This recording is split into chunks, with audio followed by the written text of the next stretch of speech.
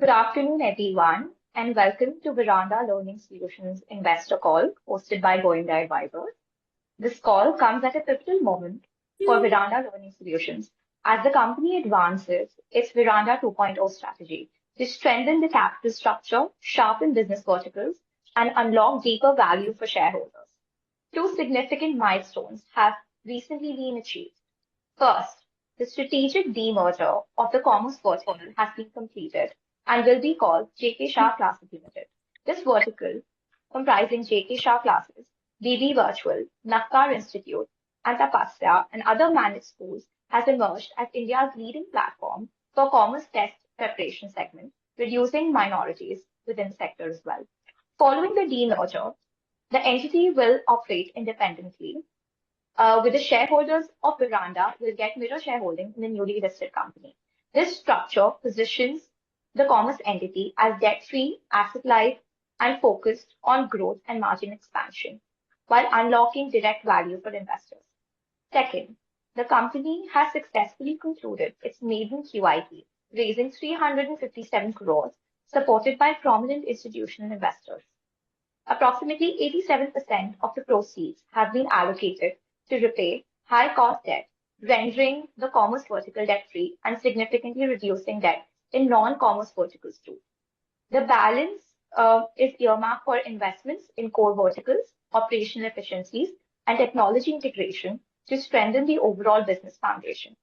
The leadership team present on today's call includes Mr. Suresh Kalpati, Executive Director and Chairman, Mr. J.K. Shah, founder of J.K. Shah Classes and non-executive director of Veranda Learning Solutions, Mr. Aditya Malik, Group COO, Mr. Mohsin Khan, CFO, Mr. Balasundaram, Company Secretary and Compliance Officer, Mr. Prasad, Senior Manager, PR and Communications. And I now invite Suresh Kalpati, sir, to present the recent milestones, outline the strategic roadmap, and discuss the growth opportunities ahead. Over to you, sir. Thank you. Thank you, Rashi. It was very kind. I will probably, spend about 5-10 minutes in terms of giving you a broad overview of where we started, where we are, and how we think the road ahead would be. The first 3 years of Veranda's existence in the listed space was dominantly spent in aggregating assets which would give us an end-to-end delivery platform in the education space. This is starting from K-12 all the way through schools, colleges, to professional qualification, to test prep, to all types of education. With the recent acquisition that we announced of BB Virtuals and Nakkar in February of this year, that cycle got completed. For us, that represented Veranda 1.0. Immediately after that, we put out our 4-pillar strategy, consolidating our acquisitions across 4 key pillars of growth, setting the stage for the future. The first was the government test prep. The second one was K-12 schools. Third was our commerce vertical. And the fourth was our vocational pillar. Subsequently, Veranda announced our Veranda 2.0 strategy, broadly to look at restructuring the business to start unbundling and creating value for all the shareholders who have been with us over the last 3 years of our journey. One of the first tasks as part of this unbundling was the approval given by the board to pursue a demerger of our commerce vertical. This would be a vertical split, which will ensure that for every 1 share that a shareholder has in Veranda Learning, the listed company, they will get 1 share in the commerce vertical. Commerce vertical, to be specific, will include, as it was mentioned earlier in the call, Tapasya, which predominantly runs all our junior colleges and colleges in the commerce space. Nakkar, who is a leader in Gujarat, along with JK Shah, the number 1 and number 2 player in the entire state. It represents BB Virtuals, our de facto platform for online education in the commerce vertical. Of course, JK Shah Classes, the iconic brand founded, led by Professor JK Shah himself, and Logic, which is a dominant player in Kerala. So all of them brings on board expertise in online, offline, Indian, foreign courses, academic education, professional qualification. This also is an important milestone, as it was mentioned. The company has largely driven the acquisitions through a combination of debt and equity. The debt was coming from a structured vehicle which can fund acquisitions. So with the completion of the QIP that was announced a few days ago, the company has significantly retired its high-cost debt to the extent of about 310 crores of principal debt has been retired. Also, to ensure that when we do the demerger of the commerce vertical, we also wanted that vehicle to be debt-free. So the current QIP raised and the retirement of debt also ensures that the commerce vertical, when it demerges and lists separately, also lists as a debt-free organization. This will allow that organization to reinvest internal accruals to expanding its presence, expanding its growth in the commerce vertical space. Before I sort of hand over this to Professor J.K. Shah to outline the strategy of what we are planning in the commerce space, our goal from an investor perspective, as part of our first unbundling and creating value, would be to make J.K. Shah Commerce Education Limited, which would be the list gets executed in full, to be the largest player, to be almost the Alan and Akash combined in the financial services space over the next 4 to 5 years, with no competition anywhere close, that profitable, with no debt and significant presence all over India in all formats. With this, let me just hand over to Professor J.K. Shah for him to share the broad strategy, as he would be the leader, the chairman and CEO of the demerged entity when it starts listing. He needs no further introduction, and I will hand over to Professor J.K. Shah himself. Thank you so much, Sureshkar, for this. So, good afternoon to everyone.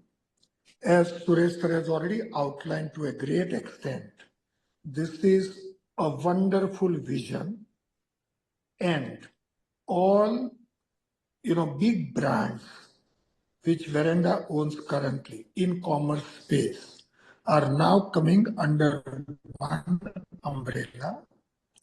We are so well spread that practically entire country is covered as far as commerce education is concerned. If I give you some background, like Logic, they are present in Kerala, Tapasya, Andhra, Telangana, and Bangalore. J.K. Shah is there in about 43 cities, J.K. Shah classes. Some of them are in Gujarat, and there we share the space with Nauka.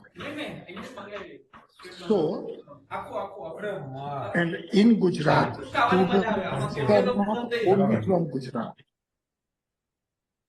In Gujarat, students come from Rajasthan also.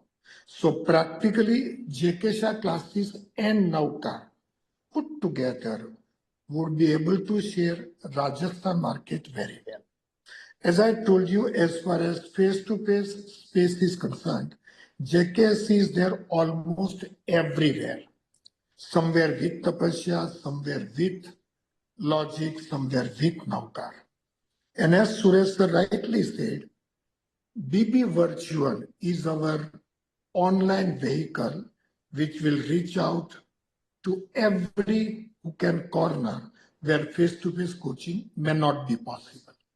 Our growth strategy is like this. Currently, JK Shah classes offer practically all courses in Mumbai. So +1, +2, then chartered accountancy, all levels, company secretary, all levels, ICW, all levels, then foreign courses, US CMA, both levels, then ACCA, all 13 papers, then US CFA, all 3 levels, and US CPA, which has only 1 level. So we offer all these things. Our immediate strategy would include 2 things. One is at whichever JK Shah classes physical coaching branch. Any of these things is not being offered on ASAP basis, but after studying the market, we will start offering all these courses. Our objective being whatever is being offered in Mumbai in physical mode should be available across our 105 centers in about 43 cities. So that will bring about a huge growth indeed. We have huge pool of faculties, about 325 full-timers, and they are all there practically for years and years with us. They will be able to handle this growth. Of course, appointing new faculties, training them, putting them on platform, all these things would constitute an ongoing program. Coming to the second very, very vital, promising aspect, it is BB Virtual. So BB Virtual currently offers limited subjects at limited levels of chartered accountancy. We propose to empower them and encourage them to start offering each and every course that JKSB has been offering on even BB platform online also. So all Indian courses like chartered accountancy, all levels, company secretary, all levels, ICW, all levels, even +1, +2 for each and every state of India in local language, English language, and so on. Also all foreign courses and all papers. Not only that, BB Virtual would offer all these things in two modes, Hindi English and only English. So that would be a complete bouquet available on online. So if you put together all these things, ultimately in this new entity, these 5 players put together, where each of the 5 verticals is being run by the erstwhile promoter only. And all promoters have created this, originally founded by them, and so passionate about them, So practically all 5 entities put together, we would cover in physical classroom coaching practically every course, every subject, and in Hindi English as well as only English. That is one thing. Secondly, everything would be available even on online mode, also on BB Virtual platform. So when this process is completed, I'm reasonably confident that the things to be added would be almost 5 to 7 times what we are currently doing. Because currently we are at few places, few options. All courses are not being offered everywhere. BB Virtual also offering few subjects of chartered accountancy. They recently also started offering company secretary. Very soon they are going to offer foreign courses. But I believe in short period of time, once demerger becomes a reality, I'm very confident that each and every course would be available, whether it is physical mode or online mode, and whether it is Hindi English or English. When it comes to 11th and 12th, there is +1 and +2. We propose to offer on BB Virtual platform all courses in local language also. So that will help us grow exponentially. Even with current size, as I told you, 5 to 7 times growth is possible in just coming about 4 to 5 years. But even at current stage also, we all players, that is 5 players put together, are already leader in our field. So if you look at the results, the rank holders, practically 85 to 90% of rank holders across are from these group companies only. And therefore, we are very confident that with our systematic way of coaching, the study material we have, the content we have, well-trained faculties we have, very well located centers that we have, plus all facilities, online, offline, language flexibility, I think we would be just offering under one umbrella anything and everything that a commerce aspirant could be expecting. And we would ensure that we make the career of lakhs and lakhs of students in time to come, utilizing our experience of years and years together. All five, companies, as I told you, are headed by the people who founded the company.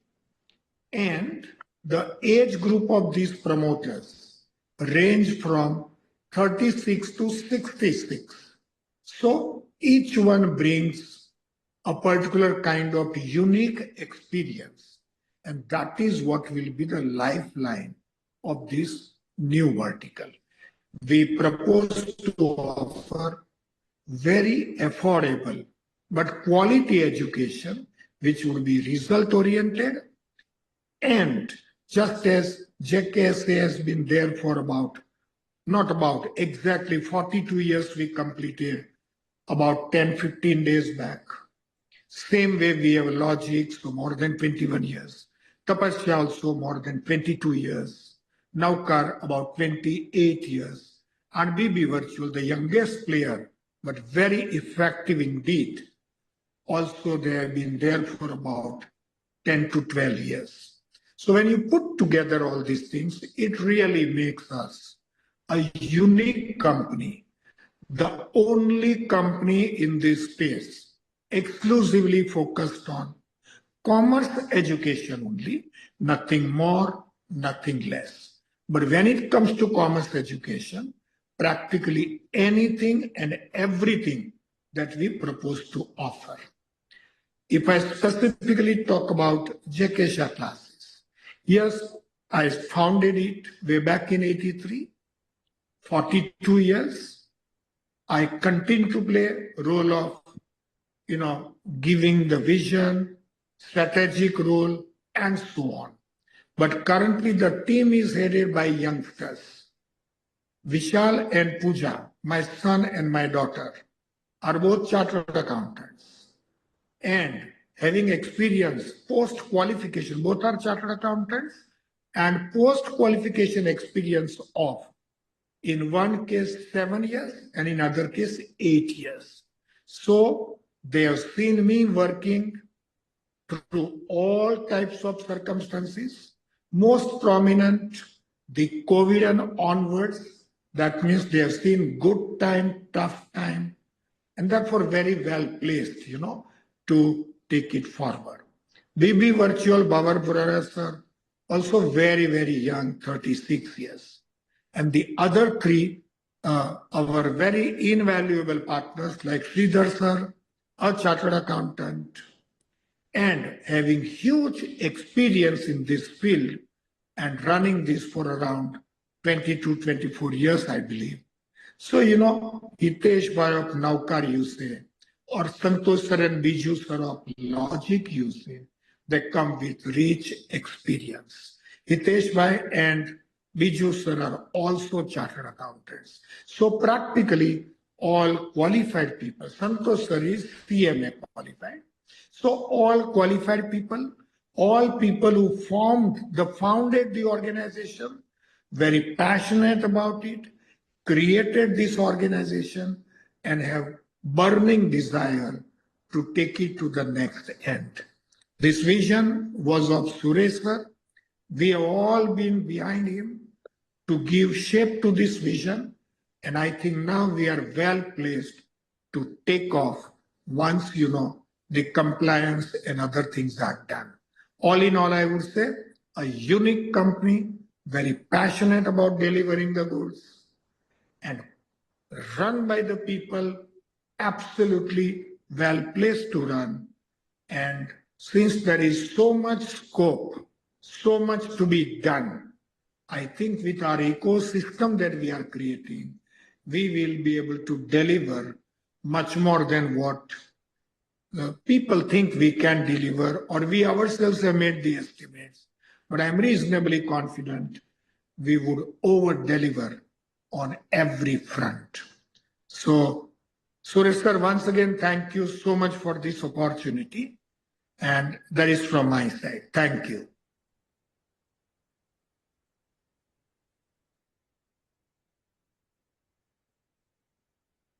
Rakesh, if I may quickly sort of sum up and add the rest of the facets to what Professor J.K. Shah just spoke. You couldn't have had a better person to give a ringside view of the entire space as it has emerged in India over almost the last 4 decades. A couple of other facets just to complete it based on my own experience and interaction. Sectors are also driven by demand. Sectors are also driven by the type of need that is there on the ground. Couple of milestones I will just leave, data points. The GCCs that are coming to India, when we speak, we often relate it to software. The GCCs that are now getting established in India of late are in the financial services space. The back office work is now starting to shift to India from predominantly Western English-speaking countries. And having seen the way that the software space grew in the year 2000, very similar circumstances are today there in the exactly financial services space. The cost arbitrage, which drove software outsourcing and offshoring, has gotten established in this particular sector. Anything less than $40,000 annual salary, it will take for getting somebody to do even tax form filing in the US. That could be done by somebody who has an annual salary of 6 lakhs in India. That's close to an 85-90% cost differential. The second one that we are seeing is the availability of a huge talent base in India, which has always attracted people to come to India, attracted offshoring in India. That is starting to get established. When we last time spoke to NSDL, their estimation was close to 1 million people are going to be required in India over the next 5 years for India to capture this advantage in full. In those days, in my earlier avatar, I used to do a lot of software training, and that provided the backbone for the sector to grow. I think today, our commerce vertical, headed by somebody as iconic and inspirational as Professor J.K. Shah himself, will be the single vehicle that can help generate these volumes of people to meet the requirement of the global market. The second one that we are seeing is also intrinsic to India. Over the last 40 years, India moved from being a top 50 economy in the world to move into the top 5 economy in the world. And with every such transitions that we have seen in the past, when such countries move at that scale of development of their GDP, the work, the sector, the gross domestic product shifts from manufacturing into services. And financial services starts to become a very significant part of the economy. And that transformation is evident for all of us to see. And so apart from the GCCs and the offshoring, there is a huge demand that's coming for financial services professionals just to service the growth that India is seeing at this point of time across sectors. The third aspect is the quality of education that's available on the ground to meet this need for offshore or onshore in India. If we go into the top cities in this country, India boasts some of the best educational institutions in financial services, whether it is in commerce or business administration or any of the others. But if we should go into tier 2 and tier 3 towns, all of us know and we will recall in our own way that most of them are starved of good faculty, if at all they have faculty. And sometimes some of these faculty are teaching because they have not been able to get a great job, and they will switch if they get the job. And so these kids get just a certificate, very little quality of education, and very specifically, I'm talking about something like a BCom. How would it be for us to establish a J.K. Shah College of Commerce in most of North and West India, where the teaching would be done by professionals who teach CA students, now teaching basics of accounting for a first-year BCom student? It would most probably become the most premium college of commerce in each one of the 760 districts in India. And that is, again, something that would be required to pump prime the quality and volume of people that will be required to meet the demand that is emerging. So in summation, as Professor J.K. Shah mentioned, that while we have internally looked at growing this business to a 5 to 7 times in the coming 4 to 5 years, as he himself mentioned, we think that there is going to be a significant outperformance possible just because of where we are, what we are, and the country and the phase of growth that it is in. With that, I will hand it over back to you. Yeah, Rashik will host the call. So, Hashi, please go ahead with the questions and all. Yes, sure. So just want to check if anyone has any questions. Please put your hands, or you can use the chat to ask any questions.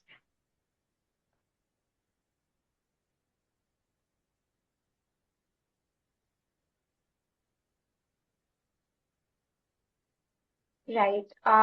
So I can start off with one of the questions. So my first question is, understanding the 4 pillars. Rashik, there are two people who raised the hand. Take them. So take Hanel. Sure. Sure, Henel, would you like to pop your question in the chat, or you can just unmute yourself and ask yourself? Yeah, thanks for the opportunity, sir. And very good and congratulations to Mr. Jitendra, sir, for creating such a legacy brand. Thank you. So if you could just give some details as in how many students, also the trends, as well as the details of how many students in India have been pursuing the commerce degree, and how the trend has been going up or it's been going down.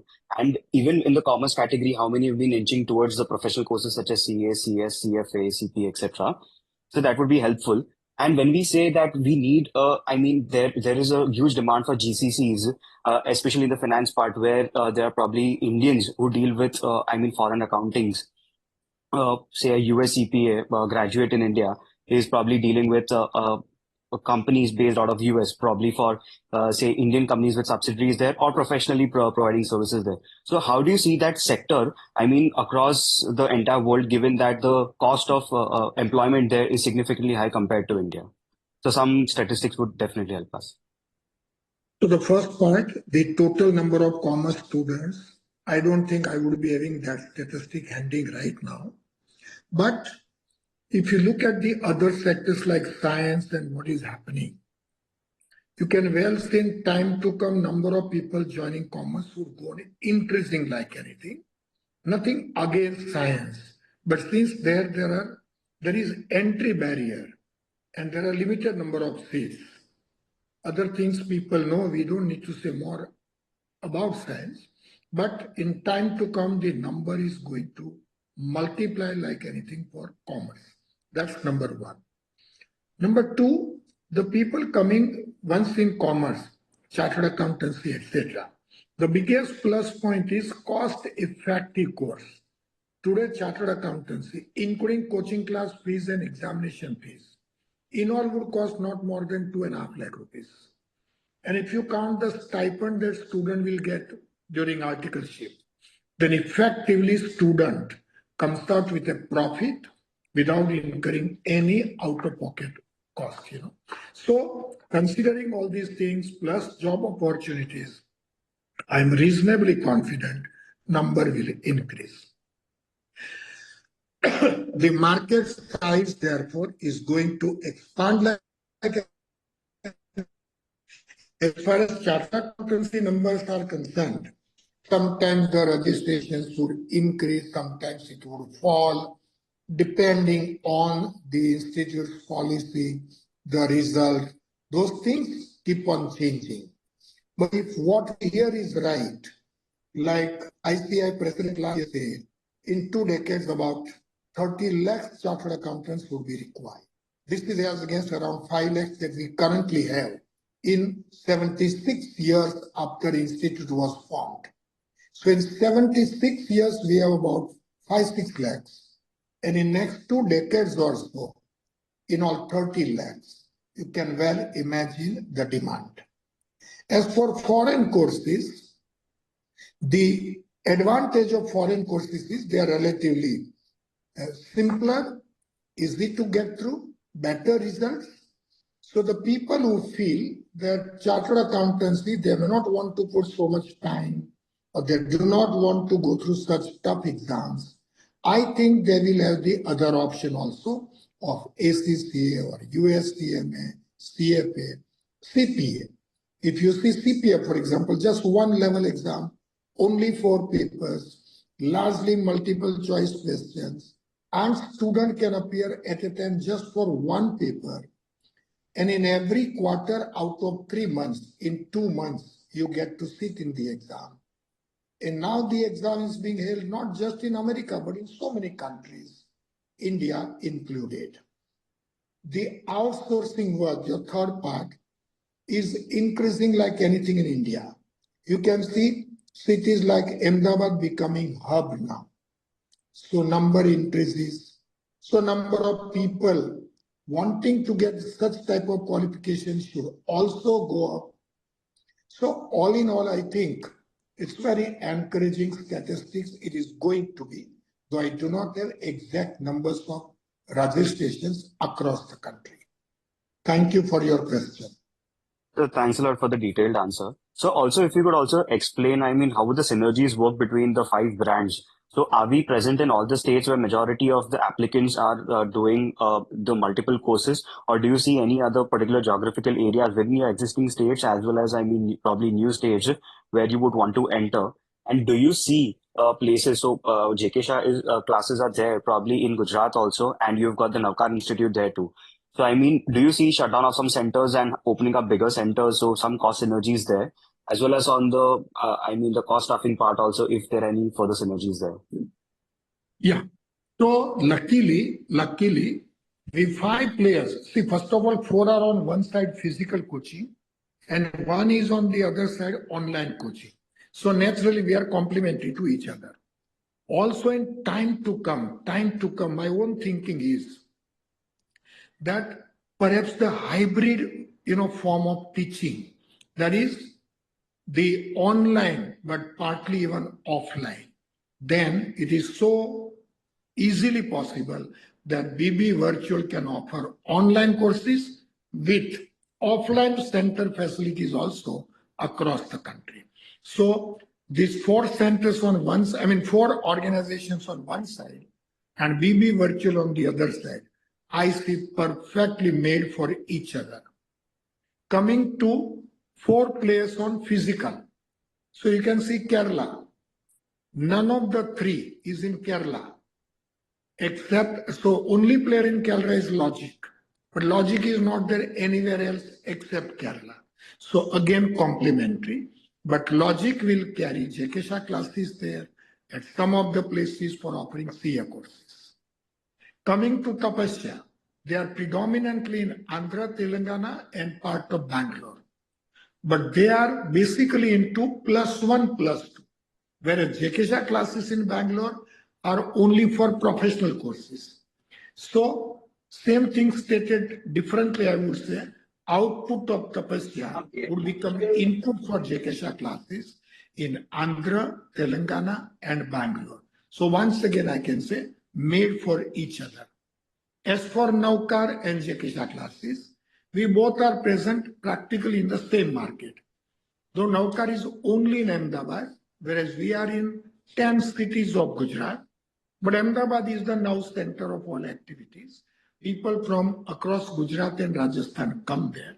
So we too have been competing there for about 13-14 years. And we too continue to have friendly fight. But the cooperation, no unfair competition, the freebies which were not required now to be eliminated, cost rationalization, where there is market only for one brand, the other brand can withdraw. Some such positive steps can be taken so that we continue, to have lion's share in the market, but at the same time, unfair competition and unwanted cost is being eliminated. That would greatly add to our profitability as well. So all players are so well placed. In fact, it's not that somehow this has happened. The Veranda group has made all acquisitions after JK Shah classes, keeping in mind this requirement. So it's not that acquisition has happened and luckily it has fallen in place. It was envisaged this way, and we have done acquisition exactly as needed. So that is the logic behind all these things. Thank you. Then rephrasing my question a little bit different. So as you said, your aspiration is to grow about 5 to 7 times in the next 4 to 5 years. So, I mean, what part of the growth will come from, expanding in your existing geographies? Like you said, Kerala, Andhra Pradesh, Telangana, Karnataka to some extent, just in the city of Bangalore.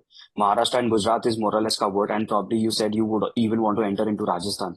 So, I mean, how much will be from expanding into new geographies? And would you also be open to opportunities of acquiring smaller centers or smaller, coaching across multiple cities in order to increase your reach? So that is what I was actually wanted to get. So, and So, also in the, yeah. So yeah, also please go ahead. yeah. So secondly, so in this, so in the entire curriculum business and also in the coaching business, so one of the biggest factors is, a lot of professors come, they gain experience and then they start, they just leave the coaching and they try to start something of their own. So how would we expand? Would we use something of a franchisee model? What will be an incentive model to, retain a lot of professors? Because Um, initially a professor may try to, learn a lot of things, but then as he ages, he becomes an asset for the brand. So because that is what something that pulls a lot of students to the particular coaching. So on these two questions. So let me answer both Going ahead, questions one yeah. by. Hello, Yes, sir. I will respond, right? Yes, sir. So the first part, how do we grow and how do we get 5 to 7 times growth? That I already mentioned in my basic address, but I repeat the relevant part that in Mumbai, JKC offers every course in commerce, but we are present in some 43 cities across 105 centers. But at all centers, we don't offer all these things. So first point is at existing JKC centers, whichever course we offer in Mumbai, but not outside, one by one we will start offering.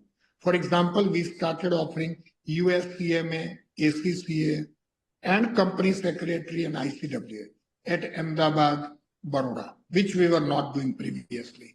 We also started in Delhi last month. We also started in Bangalore last year. So in short, whichever courses JKC offers in Mumbai, but not elsewhere, or within Mumbai at some centers, but not all. So we will start offering. That is first point. Second, wherever there is still possibility of putting up new branches, for example, Andhra and Telangana, Vijayawada, Guntur, there are good markets, but we are not there. We propose to go there. We propose to go to Rajasthan. We also propose to go to North, where we are only in Delhi, but not in other parts like Udaipur, Jodhpur, Himachal, Uttar Pradesh, Haryana, Bihar. We are not the Madhya Pradesh also. We were only into one city. So we propose to expand this way, face-to-face business. We also propose to offer all courses one by one on BB virtual platform, which is currently Hindi English mode, but we will offer only English also. So if you see what we propose to do compared to what we have been doing, I think what we propose to do is much more than 5-7 times what we have been doing. So the growth will come from there. That is the answer to the first question. Coming to the second question, like a professor joining, gaining experience, and then leaving. Well, you can't wish away this possibility. These are the realities. But we have withstood these possibilities for 42 long years. We are not just few years old organization, 42 years. You take Naukar, 28 years old. Take Tapasya, almost 20, I think 22, 23 years. Logic, 21 years old. So, since we have been there for a long period, it's not that such things have not happened. All these things are very common. It happens. Only thing is we have a system to take care of, whereas we cannot stop anybody from going. But we ensure that it doesn't affect us. Also, our policy, if you see, JKS in 42 years, less than 30 people, 30, less than 30 people have left in 42 long years. I'm still not saying it cannot happen, but we have a way to handle it because now students come to our organization, institution, not to a particular person. And therefore, I think the model that we have is so foolproof, so fail-safe. I'm not saying people cannot leave. I'm only saying we have withstood and we will withstand all such eventualities because we have a good system. So that was answer to your second part of your question. Thank you. Thanks a you lot for so the thanks a lot for the opportunity, sir. So, and wish you all the best. Thank you. Thank you We so will much, take- dear. Thank you. We will take the next question from Himali. Himali, would you like to ask your question? Yes.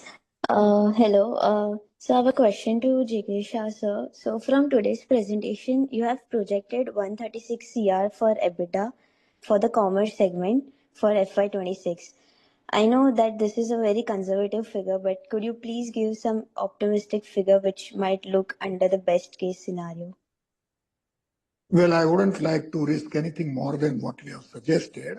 But as I already told you, we are going to over-deliver.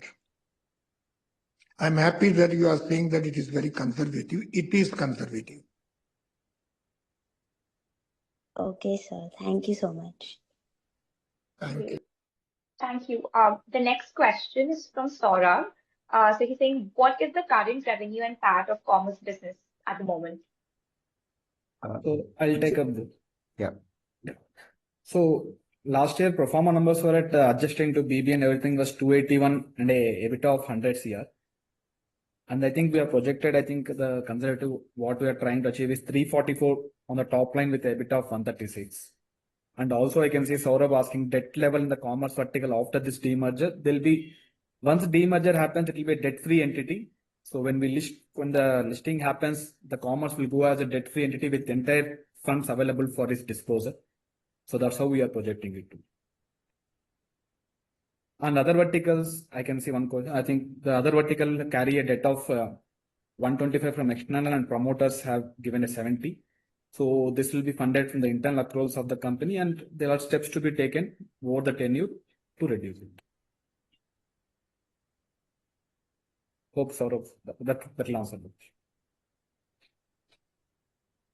Great. Thank you so much. The next question we can take from Raghav. So he's asking, what is the impact of professional, academy, and innovate and Mayuresh sir leaving? That question is for whom? Sir, JK, sir, it will be to you, sir. Impact of professional academy and innovate, please, and Mayuresh sir leaving. It's an operation. So you see, I mean, I may not talk about a particular organization or two. In every city that we are, we have competitors. And they are also there, but they are there, for example, for about 5 years. Where they are, it is for everybody to see. But we respect all our competitors. They are also competitors. Professional Academy is run by my very close friend Prasad sir. We previously competed for 20 long years in Mumbai, then for about 4 years in Chennai also. In COVID time, he closed down, and then he's again there. So I'm very happy. But competition is there everywhere. In none of the 43 cities, we have monopoly. Only thing is we do our task. There are players. There would be more players to join also this business, but we are doing our duty, heavily focused, and I'm sure we will not ever lose the track. Thank you. I think if I can quickly add to what Professor J.K. Shah had said. I think competition in this space specifically come from star faculty, because at some point, Professor J.K. Shah himself was a star faculty. I would think he continues to be so, but he was a star faculty. I used to be in the software education space. I used to be a star faculty. So I think star faculty is a phenomenon leading to competition in local micro markets will always be there in the education space, irrespective of what education it is, commerce, science, medical, it will always be there. I think the biggest difference that we bring is the ability to be present across locations. That brings with it the advantage of cost optimization, an ability to invest in research, ability to invest in content, ability to invest in technology at a single point centralized, which ensures the advantage is available to all locations. I think that's the biggest advantage that a national player brings to the table. And that's what J.K. Shah Commerce Education will bring as far as India is concerned in the commerce education space is concerned. So while Professor J.K. Shah did not mention much about star faculty, I think the system that he has built, and that was one of the fundamental reasons 3 years ago we formed this strategic association with him, was the system that he has built is so agnostic to a specific professor. All his professors are very high quality, but the program that is delivered is independent of a particular professor. And this is a system that he has been able to build by his sheer experience over 4 decades and everything that he has seen. I think that has significantly withstood the test of time. So competition, star faculty, local micro markets will always be there in education. But the strength that a national player can only bring is what you're seeing in terms of what's been built through J.K. Shah Commerce Education. Thank you, sir. That was very thorough. We can take the next question from Sweta. Would you like to unmute and ask your question, please? Yes. Am I audible? Yes, you are. Yeah. Thank you for the opportunity. The company looks great. I just have a question regarding our strategy for non-commerce segments. And because I understand that will also help us in making profits and reducing risk. So if you can give outline on that. Aditya, you want to? Sure. Thank you. So, Sweta, we will have a significant portion apart from commerce where we cover our K-12 managed school business. We have, which we call as an academic vertical. We have something called vocational, in which we have higher education, tech education, etc. And thirdly, we have government test prep. These 3 verticals left with us. For all the 3, we have clear growth plans. From a school's perspective, starting from the first one, from a school's perspective, we are in the middle of expanding our managed schools segment. Currently, we manage 6 schools. Our clear plan is to expand a few more in the current financial year and add more to this vertical. In the vocational space, where we have companies like Edureka, Higher Ed, as well as 6phase, there's a clear roadmap for growth in terms of higher ticket size products and ARPU there. we saw some headwinds in this vertical in the last financial year, which starting the first quarter, whatever was needed to be fixed, we fixed. Starting the first quarter of this financial year, we're already seeing benefits coming out of that. And we are looking at a significant expansion in that space as well. And lastly, in the government test prep space, whatever challenges we had faced last year are over. We are going ahead and expanding in Tamil Nadu and Kerala. And also last year, we started in a small scale in Karnataka. This year, that Karnataka expansion in the government test prep is on in the full swing. We are expecting, as per the numbers, roughly about 42 crores of EBITDA in the current financial year. And so far, as per the first quarter numbers, we are on track. As on the commerce side, we have been conservative and given what we can, which is easily achievable or 100% achievable. On this side also, we feel that we'll be able to do well and at least meet whatever we have projected. And, as JK sir said, we will like to over-deliver. We like to over-deliver in this one as well. Great to know. Also, if you can highlight a bit of the marketing and sales, and especially online and offline, that would give a better clarity as to how we are targeting our audience. So unlike many other education companies, our business is predominantly offline, which ensures that our sales and marketing cost, which has been a bane for many education companies, is fairly in control. So, apart from commerce, because I assume your questions is excluding the commerce segment, as you know, school is predominantly offline. I mean, while we do some digital marketing, but there's a lot of offline effort which is going through, and it's a completely brick and mortar operation. Similarly, the government test prep, we have close to about 50 centers across Kerala, Karnataka, as well as Tamil Nadu. The operations are predominantly offline, and we have a clear leading position both in Tamil Nadu and Kerala in government test prep with a strong brand name under Veranda, Race and Talent. So the marketing and sales is predominantly offline with the BTL activities. There's always going to be some digital ads as well as social media promotion.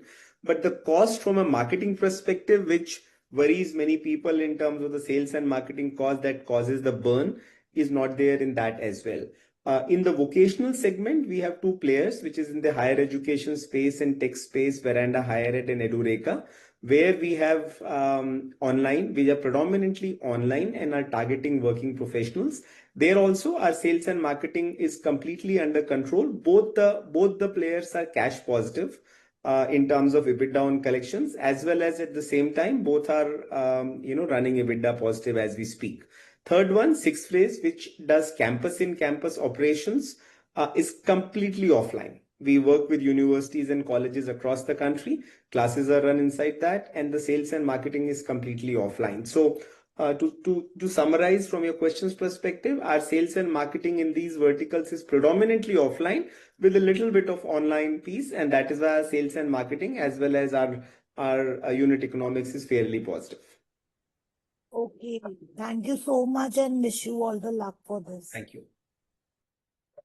Thank you so much, Shweta. Ramesh, do you mind? Thank you. So the next question is from Kashish. Kashish, would you like to unmute yourself? Hi, am I audible? Yes, you are. Hi, thanks for the opportunity.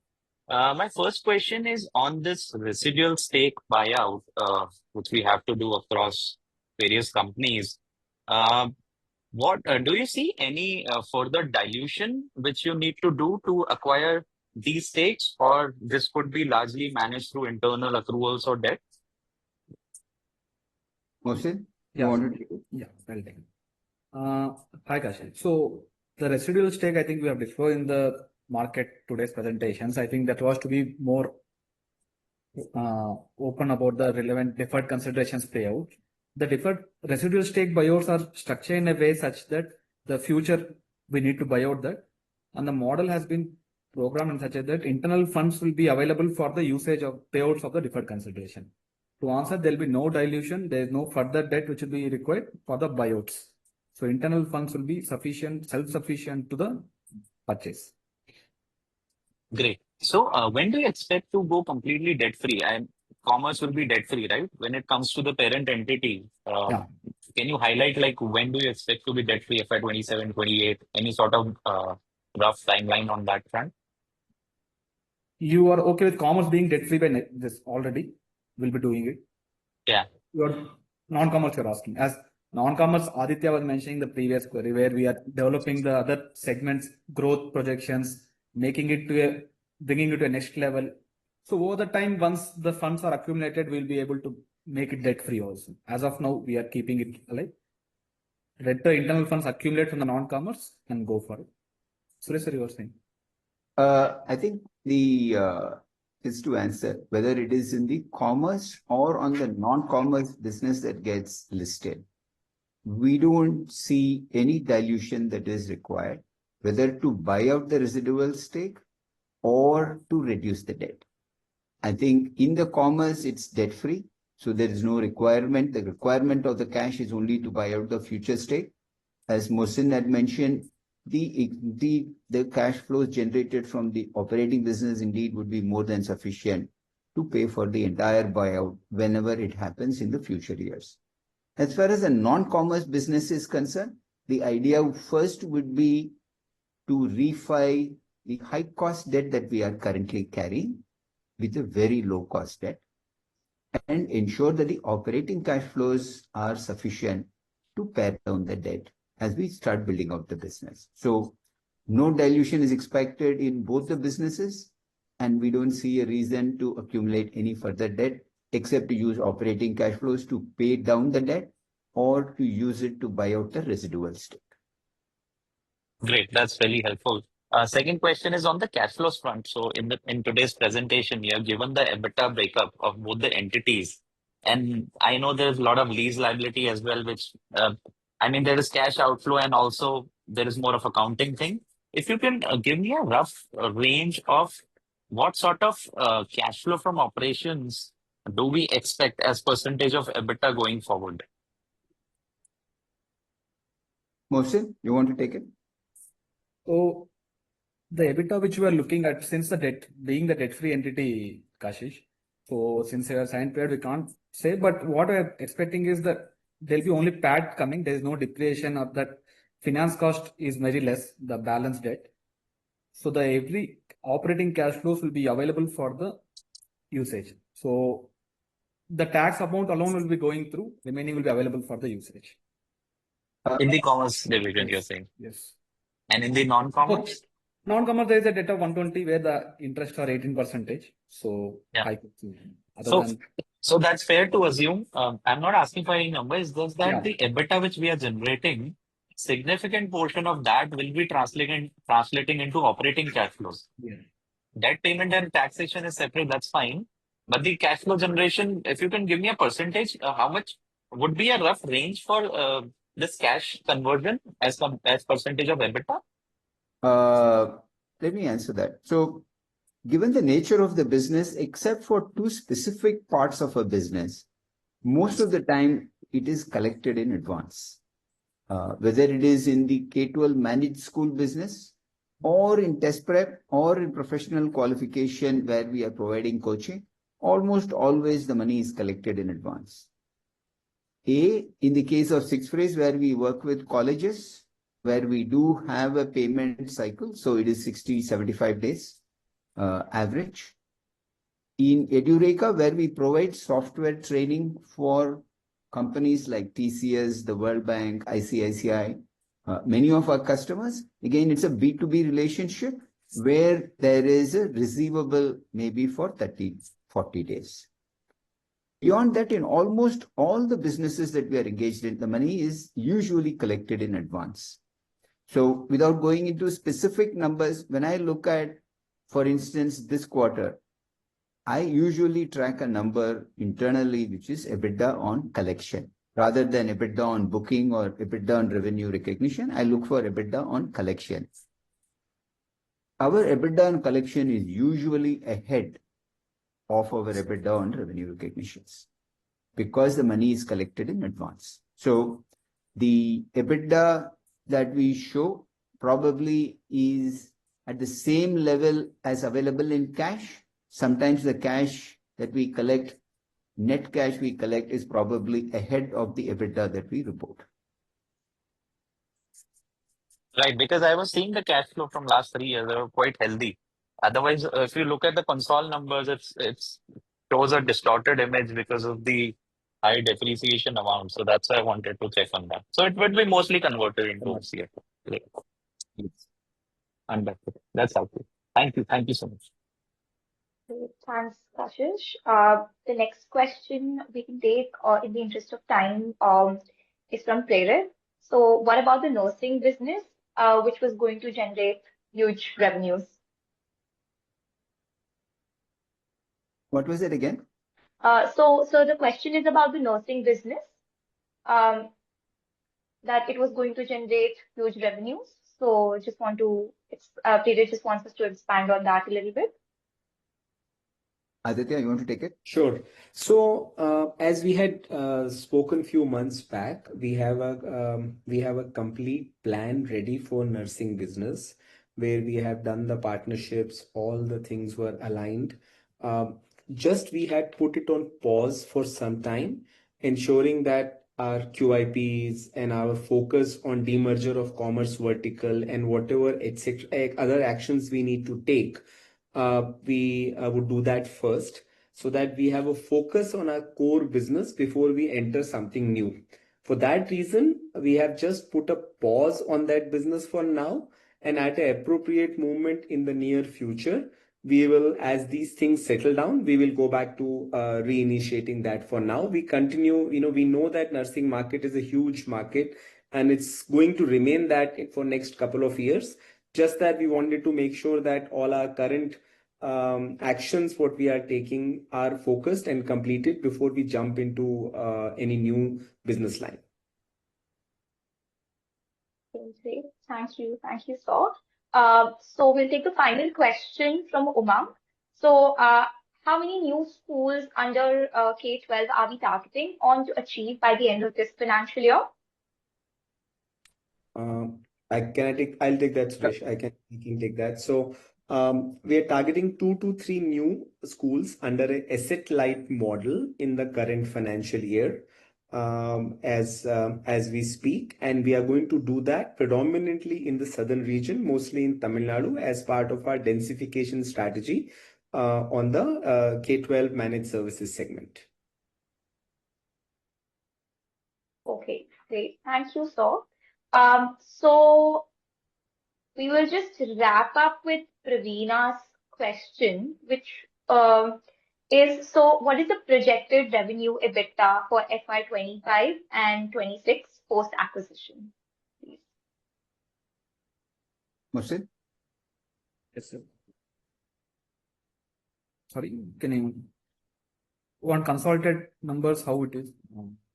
I think the question was, what is our FY25 numbers? Yes, And what is the projected revenue EBITDA for FY25 and 26 post the acquisition? So last year we closed with 470 of top line with a EBITDA of 105, and currently we're expecting to touch at 640 top line with a 180 crores of EBITDA. Great.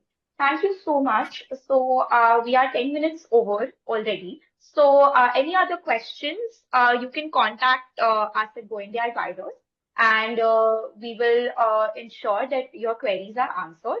And if you require any further meeting with the management, also please let us know and we can get it arranged. So thank you so much. Thank you, Suresh sir, Mahasan sir, JK Shah sir, Aditya sir, and Rakesh sir for coming onto the call and sharing your insights, and all the investors and analysts as well. Thank you so much. Have a wonderful day. Thank you. Thank you. Thank you. Thank you. If you found this video helpful, please like, share and subscribe for latest upcoming videos.